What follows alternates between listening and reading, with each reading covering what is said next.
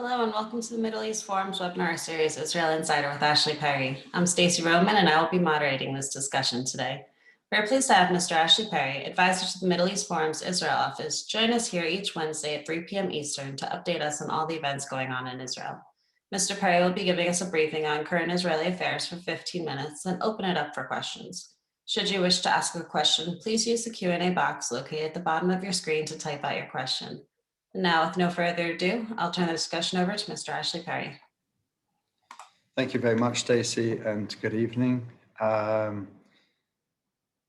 usual, lots to talk about. Tonight is the last night, or rather, we're now into the last 24 hours before lists must be submitted to the Knesset for the upcoming elections. For those of you not so familiar with the Israeli system, Israel has a proportional representation system where each party submits a list of candidates and depending on the proportion of their votes, receives that many seats for the Knesset. So if you receive 10% of the vote, you receive 10% of the seats in the Knesset, which will represent 12 because there's 120 seats. What's most important at this point is to see what parties are going to drop out, what parties are going to merge, and there's usually a level of interest around this final day, and this has certainly been no different. The most important thing to look out for at this point is the threshold, the electoral threshold. Israel has an electoral threshold of, I think it's 3.25 or something like that. Anyway, a party, the minimum amount of seats that a party will receive is 4. If it gets under that, it won't pass the threshold, and those votes rather will be what's termed in Israel lost. In other words, they'll be thrown away. So the amount of seats that are thrown away, or the amount of votes that are thrown away, is in the tens of thousands, sometimes even in the hundreds of thousands, and that can be crucial to exactly how the balance of the next Knesset is going to be. We've talked in the past how every seat matters, really, especially when we're talking about fine margins, about whether a potential prime minister can put together a government of 61, which is the minimum they would need. And, you know, we really are looking at the polls, we're looking at fine margins. So any party which is near the threshold, there's a big question. Do they go through with it and try and get above the threshold, or do they drop out, hoping or calling on someone else to take their votes? For example, there's a party for the Pensioners Party, which wasn't a major party and probably wasn't polling even close to 1%. But again, there's probably thousands of votes, and those thousands of votes can make the difference. Yamina, for example, a few elections ago, were, I believe, if I remember, less than 1,000 votes from representation in the Knesset. In the end, they fell below it. So those 120,000 votes were then thrown away. So the leader of the Pensioners Party basically dropped out and said, I support Yair Lapid's Yesh Atid party. So now in theory, their supporters will now move to Yesh Atid and could buttress another seat for them, because obviously Yesh Atid are in no danger of falling below the threshold. The most important elements tonight, and we've only got 24 hours left, but most of the party lists have come through. Most of the mergers or splits are now known. And there's definitely, we can report that there's 2 major wins for Netanyahu. Obviously, Netanyahu sees himself as the leader of what's called the right-wing bloc. So for him, anything which ensures that the right-wing bloc maintains as many Knesset seats is good, and anything which loses the left-wing bloc possible seats, is bad. Why? Because what happens when all those votes are thrown away, basically those seats don't appear on the Knesset roster, and then they get put back into the mix. So if one side, for example, loses 200,000 votes on lost votes, then basically that will obviously tilt things towards the other bloc. What we can hear in the last couple of hours is Netanyahu's once again midwifed the extreme right. We know that Bezalel Smotrich left Yamina, left Naftali Bennett and Ayelet Shaked to form what he called the Zionist Religious Party. There was a big debate exactly who that would include. Habayit Yehudi, the Jewish home of Rafi Peretz, which basically almost went into dissolution, was won by someone that was very much in Netanyahu's camp, Hagit Moshe, and she has been negotiating with Bezalel Smotrich to join together. They were very close to their threshold. Some polls had them over at 4 seats and some had them under.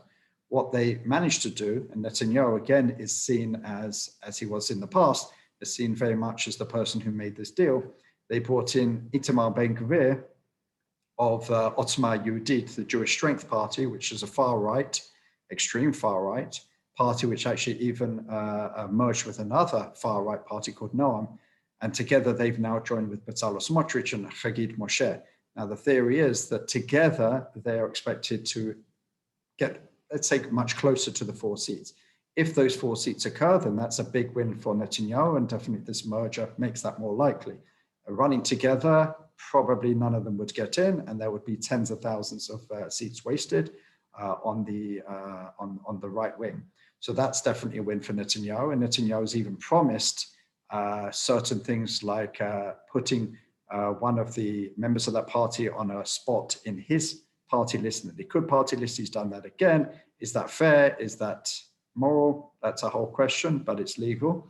And also promised all sorts of ministries if they do make it into the Knesset. So that's something very much in Netanyahu's interest. On the other side, something that he's been apparently working on for a while is the breakup of the joint list. The joint list, as we know, are 4 Arab parties which run together because, again, separately, they're all around the 4 mark, 3 mark, 5 mark. Some will get in, some won't get in. So a couple of elections ago, actually a few elections ago now, when they decided to raise the electoral threshold, they decided to join together. And it's always been an unhappy and uneasy alliance. We have a nationalist, Palestinian nationalist party, we have an Islamist party, we have a communist party. So you can imagine that there's a lot of differences there. And as we know, Netanyahu has very much been courting Mansour Abbas, the leader of the Islamist party, in recent months, and even courting the Arab vote. What we now know is Ram, the Islamist party, will now run separately. And that's going to be a big blow. First of all, it's unlikely Ram will pass the electoral threshold. So again, on the left side, this is the extreme left. It's a debate whether you can count it on the left side because the Arab list will not sit with any member of the government or with any type of government. But it's definitely a big blow for the Arab list, which is now polling around 10. And at the moment, their current strength in the current Knesset is 15, which was a remarkable achievement for that community. But a lot in that community have grown tired of the joint list. They don't feel they represent them. Some say that they worry too much about the Palestinian issue, not about local affairs. And we saw tonight Netanyahu, who has very much tried to create that wedge in the community, come out with a plan to spend 100 million shekels on basically building 5 police stations because for the Arab community, crime, violence, gangs is a massive issue. Since the beginning of last year, almost 100 people have been killed in gang and criminal warfare. And there was a shootout the other night. Excuse me. There was a shootout the other night between police and gangs, and a young Arab medical student was killed. And that really has created a massive movement in the Arab society. And there was even talk that that could bring Ram back into the joint list, but in the end, it seems like it won't. They haven't officially given their list, but all indications are that they will not join. So that could really hamper the Arab community's representation in the Knesset. And there is talk of Likud even gaining. Netanyahu seems quite confident that he'll be able to get a couple of seats from the Arab community, far more than he's ever expected before, because of this outreach, because of this work that he's been doing over the last couple of years. Last couple of months, I should say. The other wild card at this point really is what's going to happen with the left-wing parties. Labour have seen a bit of a renaissance, resurgence under Merav Michaeli. They weren't expected to pass the threshold up until the time where she won the chairmanship. and now they're polling very nicely over the threshold, maybe sometimes 5, even I saw one poll 7 or 8. So she's in a good place, and she's surpassed some of the other left-wing pretenders like Ofer Shelah, who left Yesh Atid. As we know, he's polling well down, and not even, I think the last poll that I saw, not even 1%. And Ron Choldai, who was supposed to lead this new party, the Israelis, the Israelim, and they were supposed to be the big shock, the big party, especially on the left, to take these elections. And they never really hit with a bang at the beginning. From the beginning, usually when you launch, you get a bit of a boost. And I think the first poll showed them getting 8, and then slowly it just went down. Now, most polls don't show them going over the threshold. And Choldai has become more and more desperate, basically telling Michaeli or other left-wing parties, there aren't that many others to choose from, please come and get me, please come and rescue me. Michaeli is now in a strong position. A couple of weeks ago, probably Labour would have jumped at the chance of joining Choldai together, but now Michaeli has a strong position. So it's very possible that Ron Choldai, who was supposed to be the big wild horse of these elections, or the big dark horse, I should say, is now not going to even run. Michael has put a deal on the table, but it's not one that's particularly interesting for Choldai. It would put him as a backbencher at the best, a low down figure. And at the moment, as we know, Ron Choldai is Mayor of Tel Aviv, so that could, in the end, remain as a far more enticing offer than just to be a backbench MK. But it remains to be seen exactly what he will do and what his supporters will do. Could they return to Labour, bolster them? Mirav Michaeli's polls are looking good for her. She believes that even more people will return to Labour under her stewardship. The other party that's very close to the brink is Blue and White, Benny Gantz. As we know, he's really just lost so many of his MKs. He put out his list. He only put out 10 people on his list, which really shows this is a person who is the deputy, the alternate prime minister, the defense minister, and the leader of a party that not too long ago had seats in the 30s.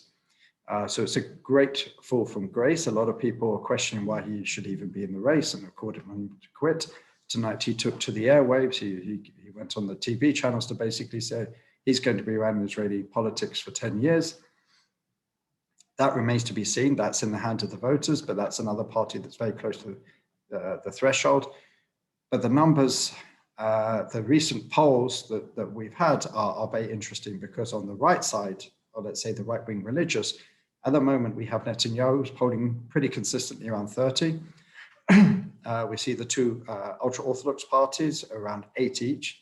So together that's 46. Now, where's the other 15? The other party who said that they would sit with Netanyahu, haven't ruled it out, is Naftali Bennett's Yamina. Naftali Bennett's Yamina is around 10 to 11. So he's still short. So he basically, the only way at this point, unless he brings in a surprise from across the aisle, the only way Netanyahu's path to a 61 is if Betzalel Smotrich passes the electoral threshold with Ben Gvir and Chagit Moshe and entices Bennett. Again, that may not be enough, but that's his real best chance to have a right-wing religious government. On the other side, we see the parties, the four parties which seem to have some sort of unwritten alliance, whether Yesh Atid, Yamina of Bennett, again, he could go either way, Gidon Saar and Avigdor Lieberman. Together, they make about 50, according to the polls. That could be bolstered with Labour, who again could poll around 6 or 7, and Blue and White, which are polling possibly around 4, or even Meretz, the far left party. So it seems the anti-Netanyahu bloc does have a slight majority at this point. Never rule out Netanyahu. He's, as we said, a wily fox. He knows how to. He's been around far longer than any of these people. He knows how to win elections. He knows how to make deals. Remarkable though it is, today he really succeeded on both wings at the same time as midwifing a Kahanist party, an extreme right anti-Arab party. He's also making sure an Arab party basically doesn't go with the rest of its natural allies, perhaps because he's promised them something. So Netanyahu is quite happy to work on both margins, whatever suits him electorally. And that's really where most of the sort of, the talk has been today. As I said, there's another day to add in the list. The other talking point is Netanyahu has 4 reserved spots for him. Only 2 of them are realistic. He's promised one of them will be an Arab, but so far the Nazareth mayor and some others have turned it down. Will it be Orly Levy of the Gesher party, someone who was in Yeshua Beitenu and then moved all the way to the Meretz Labour Party? Now, could she find herself in Likud? That's a possibility that's been talked about, but there's a lot of objection in the Likud because of her sitting 5 minutes ago with Meretz, which is the extreme left-wing party. But Netanyahu will be polling, he'll be asking his people, who are the best options for me, what will serve my interests the most, and it will be very interesting to see who in the end gets these reserve spots. So there's still a lot to come over the next 24 hours. But it's very interesting, and I'm sure even after this conversation finishes, there'll be more surprises. But with that, I'm happy to answer any questions. Great, thank you so much. The first question is, in Israel's election process, is there actually a day on which individuals' votes are cast? And if so, are there pandemic precautions being taken, such as voting by mail? At the moment, well, basically in the Israeli elections, no one can vote outside of the borders of the state of Israel, except for diplomats and, for example, Jewish agency officials. At the moment, Israel has no other alternative voting, no postal ballots apart from those. The army, people who are doing service, whether it's their annual service or actually in service, they vote separately. They don't go back to their towns and cities, but everyone else has to vote within something like a 12, 14-hour window on a particular day. There has been talk of what would happen if people in hospitals usually have ballots set up for them. And there were some local municipal elections recently and even primaries, and they did have some precautions taken. Some of them did it electronically, and some in the municipal elections, there were some ways that you could do it by driving through. You don't actually get out of your car. But that remains to be seen. We're supposed to get out of our lockdown next week. Remains to be seen exactly. There was supposed to be a government decision to extend it today. The government did not meet because there was so much else going on. But at the moment, it's supposed to end on Friday. But I'm sure it will be extended much longer. So some of the English language Israeli press is touting the Arab vote as especially significant this time. I know you did discuss this already, but can you comment on this further? Well, it's very interesting because, first of all, if you look at the numbers, Arab society is over 20% of the total population, but they've never seen those numbers. I mean, as I said, in the last elections, they got 15 votes, which is the highest they've ever got. But if you did, you extrapolated the relative size, there should be 20, 25. That's because a lot of Arabs just refuse to vote on ideological grounds. Sometimes they feel they may not have anyone to vote for. There's a lot of talk about whether some could vote for so-called quote unquote Zionist parties, mainstream Israeli parties, even Likud. And there's been a lot of news shows going into the Arab towns, especially in the north, and asking people if they'll vote for Likud. And they said, why not? They're doing more for us now than our Arab lists have ever done before. And what we see definitely is a certain level of, let's say, more confusion. At least this is the way the media is portraying it. Obviously, I have no great knowledge, not having traveled to any of these places recently. But it does seem that there is a possibility that some of the Arab votes will go for the more mainstream Zionist parties this time. Again, according to polls, the Arab joint list is down to 10, which is cutting its size by a third, which is quite big. And they're certainly worried about it, and they're fighting back the Arab list, and they're trying to convince the Arab voters that they are the only ones who have their interest at heart, and Likud are just playing you, and Netanyahu is just playing games with you and trying to divide us. This is the guy who's made a lot of attacks on the Arab community. This is what they're saying to their people. How can you believe him now?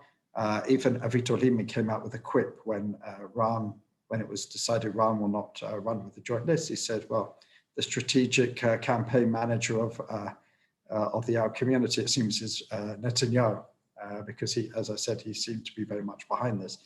But it remains to be seen.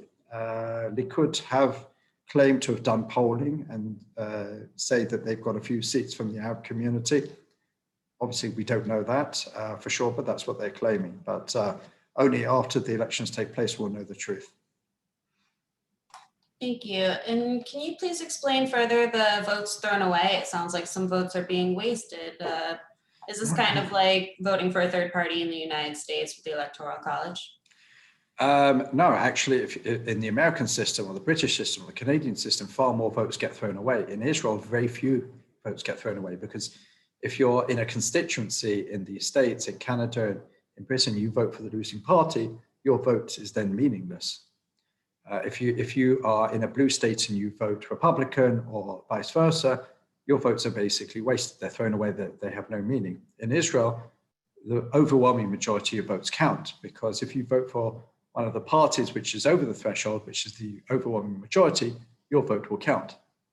We don't have a first past the post system in Israel. We have proportional representation, which means that almost every vote counts, but there's a small minority of votes who will vote for parties. By the way, there's another 10, 15 parties that will never pass the threshold, but these are small, like the Pirate Party. There's sort of joke parties, or some that are serious, like a bank against the bank, a party against the banking system, which always gets a few hundred, maybe a few thousand, but together, yes, they number a couple of 100,000 votes, which are wasted, but it's a very low number relative to the American system, the British system, the Canadian, Australian system.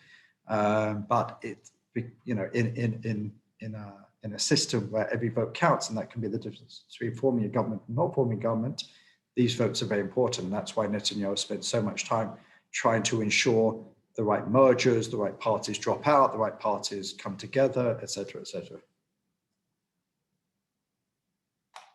Thank you. And what might the consequences be for Israel if Netanyahu loses the election vis-a-vis Iran?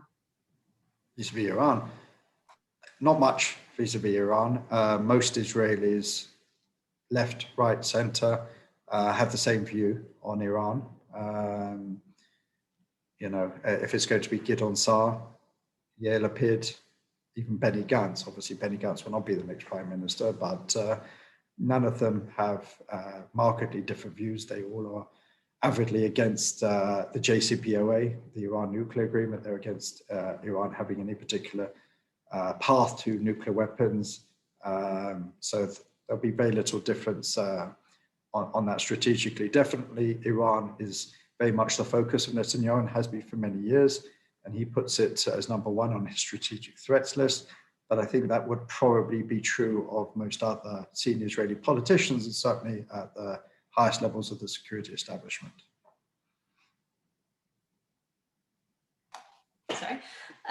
Is there any likelihood that Israel would attack Iran's nuclear facilities in the next year, depending on who wins? I mean, I don't know. I'm not privy to that sort of information, but that would really be the last resort.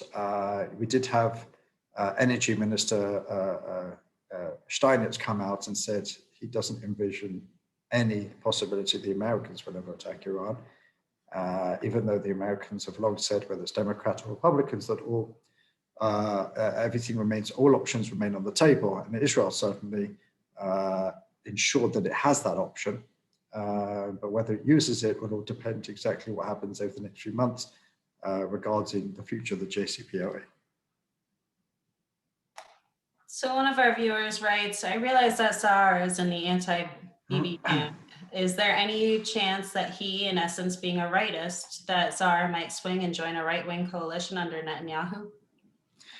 It depends who you ask. I think I said this a couple of months ago when or maybe even less, I was in the Knesset and asked a lot of MKs what they thought about Saar's declaration that he will never sit with Netanyahu. And by the way, interestingly, on a Friday show, a very popular talk show, the presenters actually had a piece of paper where they asked him to sign that he will never sit under a Netanyahu-led government. And they basically said, we're on TV now, this is your word, I want you to sign. And he signed. But as I said, I've asked a lot of MKs who, in the know, in the system, and there was not one of them who said that they didn't believe that Saar could easily sit in a Netanyahu government, led government. They don't think that he necessarily has the backbone to turn down. They don't think, I guess the bottom line is everything will depend on the numbers. If Saar has a path to get Netanyahu out, and this is true pretty much of everyone, even by the way, many members of the Likud, even now, many members of the Haredi parties, even now, Yamina, even now, Netanyahu is where he is, and he is supported because he has the electoral strength at this point. But if that should depart, there's very little love for Netanyahu on the political map, left to right, religious or secular. So, the four leaders I talked about before, Yair Lapid, Gideon Saar, Naftali Bennett, Avigdor Lieberman, there's something unofficial going on between those four. And if they get the numbers, it would be, very much in each of their interests to get rid of Netanyahu. These elections are not really about right or left. The Palestinian issue is not really at the front of center. Security issues are not front and center. Diplomatic issues are not front and center. So even these ideas of right and left, what divides many of these parties is even far less than in normal times, because of coronavirus, because of the economy. So Saar would quite happily sit with Yair Lapid, who he may disagree fundamentally with on the Palestinian issue, and Avigdor Lieberman could sit quite comfortably with Naftali Bennett, who he may disagree on religion and state issues, but the four of them could certainly work together in a government to deal with many of the pressing issues of the day. Thank you. And along those lines, what is the chance that these anti-Netanyahu parties would be able to agree to form a coalition? Again, it's all about the numbers. If they have the numbers, then I'm sure they would do it. At the moment, according to the polls, that's the most possible outcome. It would be difficult because they would need to be supported by at least Labour, perhaps Blue and White, and maybe even Meretz. And Meretz and Yamina and Meretz and Yisrael Beitenu would certainly be a hard marriage. But again, they may put their ideological differences apart just to get rid of Netanyahu, and then sort of try and maybe it would be a short-term government to go for new elections, or maybe they'd find some way to work together on, as I said, some of these other issues. But everything depends on the numbers. But at this point, this so-called anti-Netanyahu camp could certainly reach 61, according to the most recent polls. Thank you. And what impact is the way Israel is dealing with the coronavirus having on these lists, if any? According to Netanyahu himself, that his success will be governed, or failure will be governed by that, will be governed by the coronavirus, and he's right. He's doing very well on the vaccine program. Israel still leads very much. Well over a third now have received the first vaccine, around over a fifth have received the second vaccine.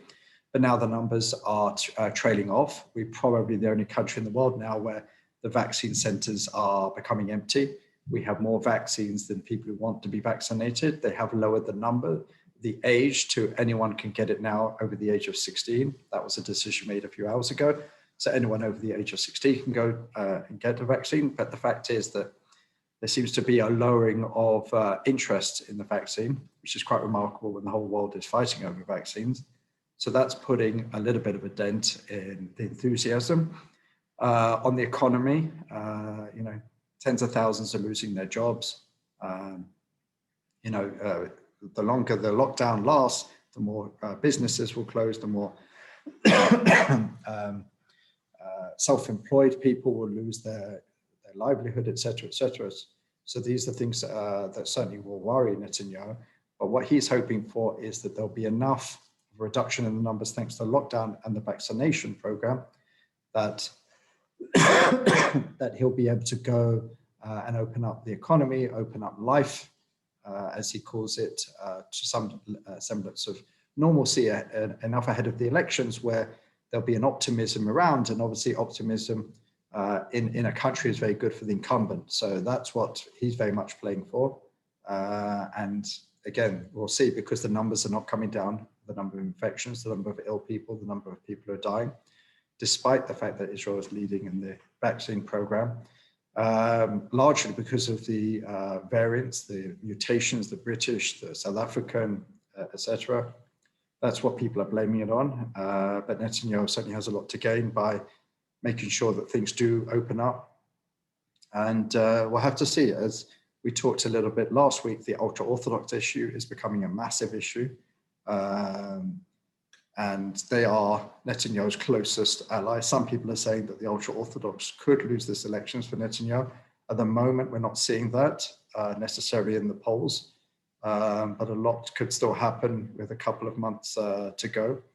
But there's still very much a lot of time between now and the election. So if Netanyahu can manage to get Israel out of lockdown, you know, the vaccination numbers where he wants them to be, and he's able to open up businesses, he's able to open up malls, he's able to, you know, people are able to fly, open the airports, sporting events, cultural events. If all of these things, obviously the education system, which is absolutely important, if all of these things are relatively back to normal by the day of the elections, or even a couple of weeks before the elections, Netanyahu's numbers will probably get into the mid 30s, I would say. He suggested they could even get into the low 40s. I don't think they'll get that high. But even if they go up a few seats and take away from Yamina and Gideon Sa'ar, that could definitely tilt things very much in his direction. So that remains to be seen, and we'll see in the weeks ahead. All right, well, thank you so much. We've come to the close of our webinar. Ashley, thank you again for taking time to update us this week. For our viewers, please join us Friday at 1 p.m. Eastern for a webinar with Eric Bordenkirscher discussing Obama 2.0 or Biden 1.0 in the Middle East. Thank you all for joining us, and I hope you have a great day. Good night.